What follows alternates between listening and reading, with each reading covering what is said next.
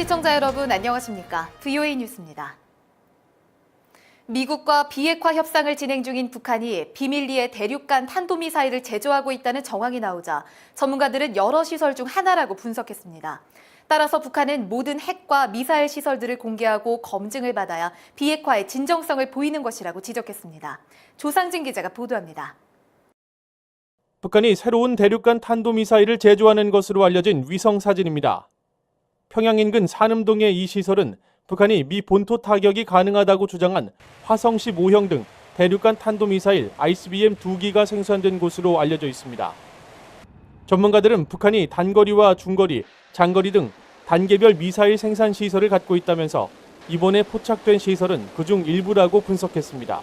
My strong suspicion is that yes, they have multiple facilities for every category and every range of offensive missile.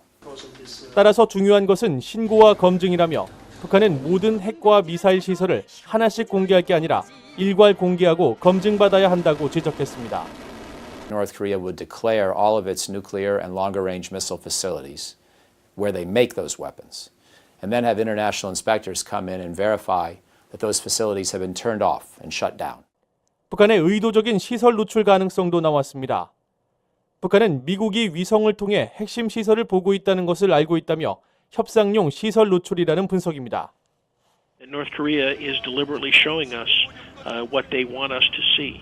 And again, my concern is what are we not seeing? And that is the real danger. 전문가들은 지난 미북 정상회담에서 탄도미사일 해체 관련 합의가 없었다면서 후속 회담에서는 탄도미사일 규제 논의도 중요하게 다뤄야 한다고 지적했습니다. VOA 뉴스 조상진입니다. 이런 가운데 북한은 개성공단과 금강산 관광 재개 등 제재 완화를 요구하고 있습니다. 미 의회 의원들은 비핵화 약속을 지키지 않고 있는 북한의 이중적 태도라며 비판했습니다. 김카니 기자가 보도합니다. 린지 그레이엄 공화당 상원의원은 한국 정부가 미국의 눈치를 보고 있다면서 개성공단과 금강산 관광 재개를 촉구한 북한을 정면으로 비판했습니다.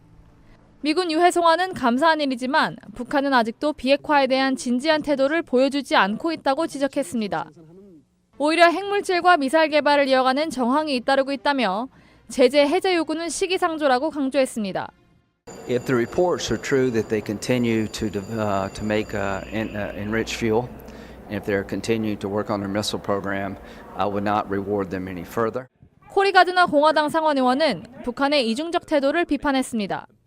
김정은 위원장의 말과 행동이 다르다며 북한의 속내를 정확히 파악해야 한다는 것입니다.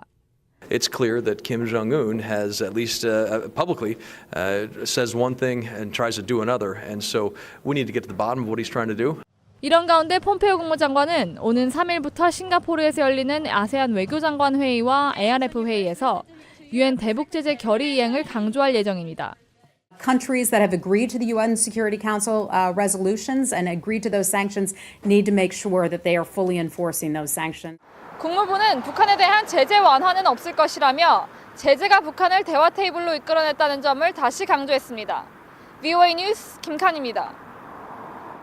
카타르 정부가 유엔 대북 제재 결의에 따라 북한 노동자 대부분을 돌려보냈으며 남아있는 150여 명도 조만간 송환한다고 밝혔습니다. 카타르는 지난 23일 유엔 안보리에 제출해 최근 공개된 대북 제재 결의 2397호 이행 보고서를 통해 이 같은 내용을 확인했습니다. 유엔 안보리는 지난해 북한의 핵미사일 도발이 잇따르자 해외 파견 노동자 수 동결과 허가갱신 불허, 2019년 말까지 추방 등 북한 제재의 강도를 높여왔습니다. 세계보건기구 WHO 조사 결과 지난해 북한의 5세 이하 영유아 사망률은 1000명당 24명으로 한국의 1000명당 3명보다 8배가 높다고 한국보건사회연구원이 밝혔습니다. 한국보건사회연구원 측은 최근 WHO 자료를 인용해 이 같은 내용의 보고서를 냈으며 북한 어린이의 건강과 영양 상태 개선을 위한 지속적인 지원을 강조했습니다.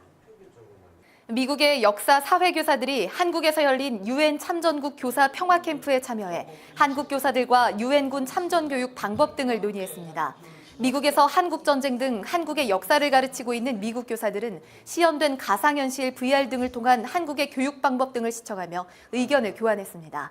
한국국가보훈처 초청으로 방문한 미국 교사들은 경복궁과 국립중앙박물관, 비무장지대 견학 등 일주일간의 일정을 마쳤습니다. VOA 뉴스 마칩니다. 시청해주신 여러분 고맙습니다.